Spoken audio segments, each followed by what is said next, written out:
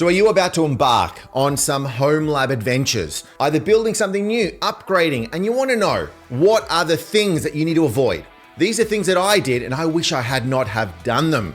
So what are the top 5 big mistakes that you should avoid? Things that you should be aware of when you are setting up and designing and building a Homelab. We're going to talk about that in this video. Before we do that, subscribe as well. Click on the button on the bell. We release videos on all things technology, Homelab stuff, VMware stuff. We talk about the NAS. We talk about a whole bunch of stuff like that. So if you click on the bell as well, you'll be notified when we are releasing new videos. And also, you love tech, right? And you want to know more about tech. I've got about 30 plus training courses on the Udemy platform about all things technology. Because I work in tech, I've been able to share my experience and build a whole range of courses on cybersecurity, IT management, VMware, Windows Server, the Mac, a whole bunch of other stuff as well. So go and check those out. I've got a link to it down below. Okay, so let's count down from number 5 down to number 1. Here we go. The first is all about budgeting and planning. A lot of people make the mistake when they are planning their Homelab and they don't plan it, or they just assume that that'll work and then it doesn't, or they assume that that's going to cost that much and then it doesn't. And then later on, you find out that you've paid a lot more and the tech that you don't have is not the right tech. So you've got to have a think about, what is this Homelab going to be used for? Why am I even building a Homelab in the first place? Have a sit down, have a think about what you actually want this thing to do. Because if you don't know what the plan is, then it's not going to be successful, right? Or then you're going to blow your costs significantly. And this is where a lot of people end up buying a piece of tech and then they start running it and they go, actually, that is not fast enough, or it doesn't have enough resources, or it's just completely overkill and you just spent a whole bunch of money. And then the other thing is, think about even your electricity costs, right? Electricity costs are always crazy expensive. So then when you start running all the stuff in your Homelab, it's chewing up resources, it's chewing up power at your home.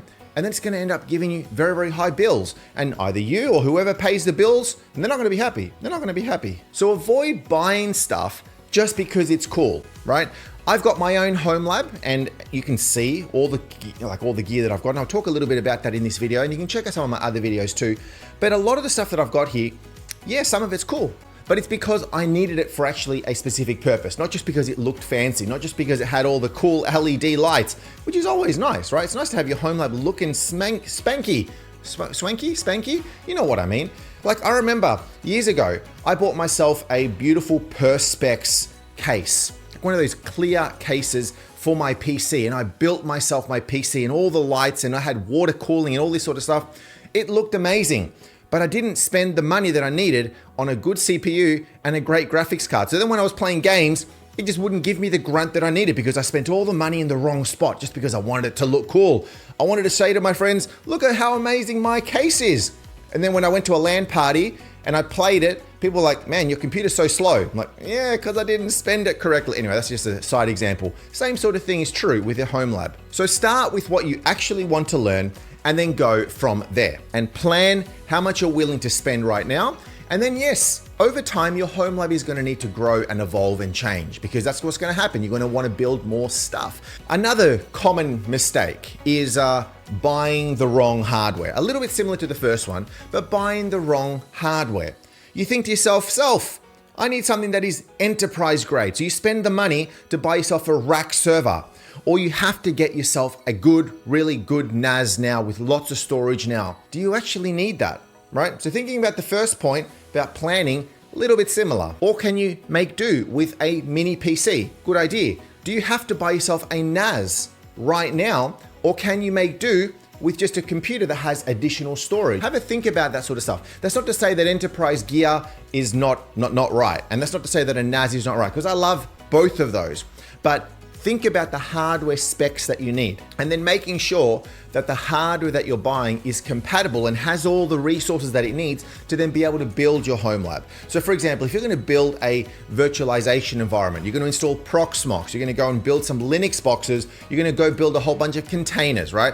All of that needs resources. So do you have enough CPU and RAM in your virtualization environment to be able to dedicate and allocate resources to those VMs? Do you have enough NICs, like the network interface cards? How many ports do you have on your computers, on your server, on your mini PCs, whatever it is. Do you have enough? Because sometimes a lot of people will just get one. I'll just get a computer with just one port, and then that one port fails, or that's connected to only one switch, and then that fails. And there's no thought behind redundancy and things like that. And then you got to think about the speed of all of these things. Like, what sort of speed network do you want? Do you want a 1 gigabit?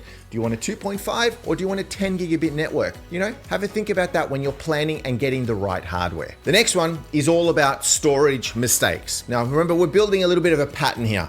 Storage mistakes. Thinking about the storage setup that you're going to be using, right? Ultimately, anything that you're going to be building needs to be sitting on some form of storage, right?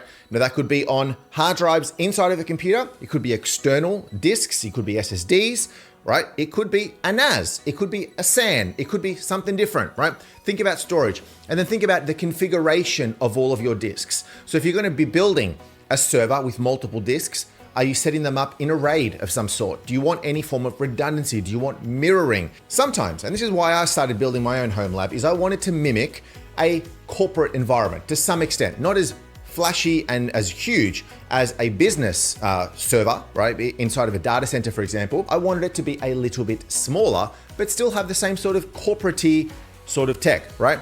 But I also needed to make sure that I set things up properly with redundancy, with failover, so that if one thing doesn't work, if one thing goes down, then I don't lose my entire Homelab. That would be absolutely terrible. Even what I said before about maybe not getting a NAS, maybe you do need to consider getting yourself a NAS. So rather than having lots of computers with lots of disks all over the place, maybe invest the money on a single NAS, which is going to be your network attached storage. All of your data sits on there, and then all of your computers talk to that. So again, it all comes back to your budget. Like, do you want to spend the money now? Do you want to spend it later? Maybe for you, the best scenario is to start off with just some SSDs and then later on move towards a NAS. Then we talk about the networking and virtualization pitfalls. So this is the next one, and this is one that's super, super important. Don't make this mistake. So we're talking here about instability, slowness, bottlenecks, right? All over the place. You want your Homelab to be performing well. So what is the network config that you're going to be having? What is the speed of the ports on the back of your devices, right? So we're talking here, if you're talking about a Homelab, you've got computers of all different shapes and sizes, mini PCs, medium size, you've got server grade, enterprise, racks, all of that, yeah? A whole bunch.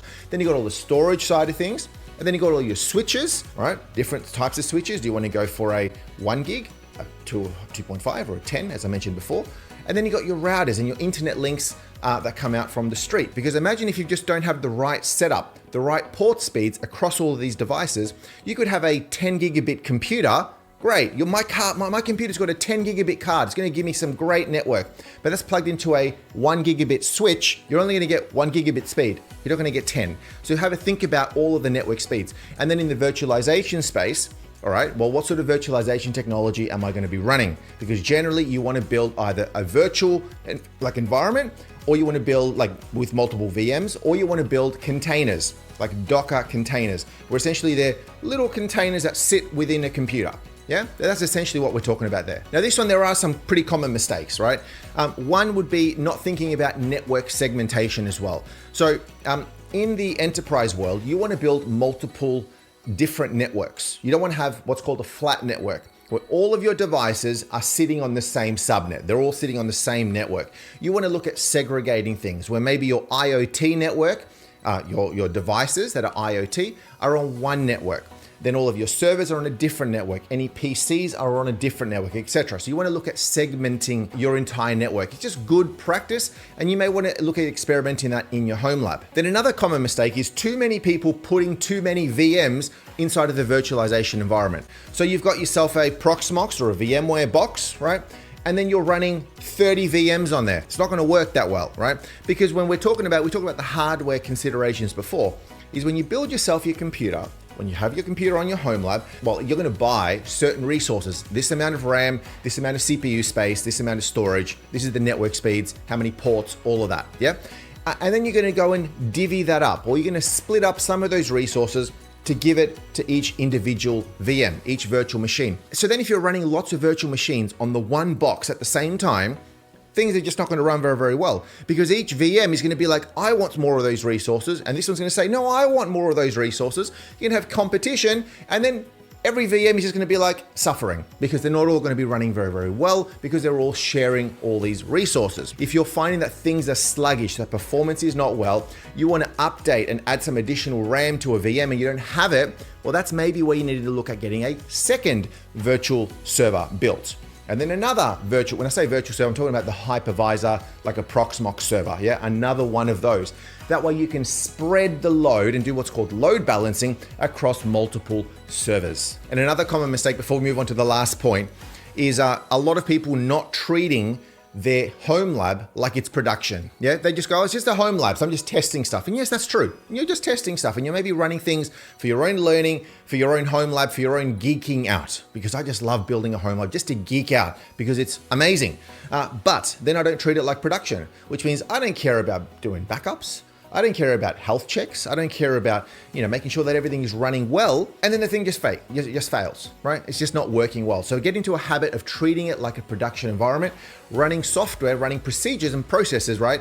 That are going to make sure that your thing is running safe. Run regular backups, run monitoring software, run antivirus, anti-malware software. Make sure that this stuff is running, because you know how many times, like I'm remembering times where I have built my home lab and I was so happy with it. And you know what? At work, I've gotten into a very good habit of making sure that everything is backed up and everything is patched and everything is working well.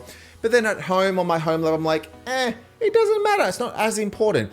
Yes, it is. It's still important. So making sure that things are backed up, making sure that you've got some sort of a recovery plan. And then most importantly, a big mistake as well in this one is no ability to remote control your home lab. It's a home lab. But sometimes when you're outside of your home, you want to be able to access your home lab, because if you can't access it remotely, man, that's frustrating. Like if something goes wrong, if you want to just check up on something, you've got maybe cameras, you've got smart devices running at home, it's sometimes nice to be able to log in remotely. So this is what we're talking about, a VPN. TwinGate would be one other example. Some sort of way that you can remotely log in and control and monitor your home lab. Like one that I use is called Teleport. So because I'm running a Ubiquiti network at home, I've got all my smart Ubiquiti devices, my IoT, I've got my switches, my wireless access points, all of that. Well, that has a service within the Unify platform called Teleport, which is essentially another form of a VPN, a virtual private network. So there are my 5. There are probably others. Why don't you let us know in the comments below, what are some mistakes that you would say you need to avoid when you're designing your home lab, because there is a whole bunch. That's it. Thanks so much for tuning in. Subscribe, do the button thing. As I said as well, you've got a whole bunch of training courses on my Udemy platform for a lot of stuff in tech if you want to learn a lot more, even more about home labs, security, NAS stuff, and a whole bunch more. Thanks for tuning in. We'll see you on the next video.